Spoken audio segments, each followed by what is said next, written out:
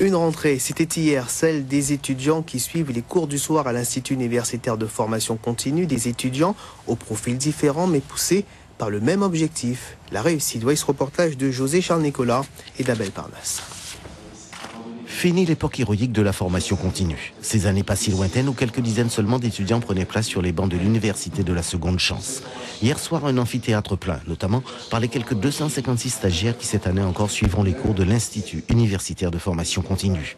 256 étudiants venant de tous les horizons, âgés d'au moins 21 ans, de niveau allant de la fin du secondaire à Bac+5. Une nouvelle année universitaire dans un nouveau cadre, de quoi renforcer les motivations. J'ai réussi à avoir mon DAU. Et là, maintenant, je poursuis, je continue en DUCEF. DUCEF, c'est-à-dire, c'est tout ce qui est, on peut devenir un formateur, enfin formateur ou sinon assistant pédagogique. Cette année, c'est dans une nouvelle structure, ça vous rassure? Oui, moi je suis très content. C'est mieux que celui qu'on avait au campus et oui, moi j'aime bien. Des cours pour la préparation de 3 masters, de 3 licences et pour la délivrance de 3 diplômes universitaires, notamment celui très prisé de sciences de l'éducation, seront dispensés cette année. Ajoutez à cela une licence qui recueille déjà nombre d'adhésions, la licence professionnelle Assurance Banque Finance. Autant de cours assurés par quelques 130 enseignants.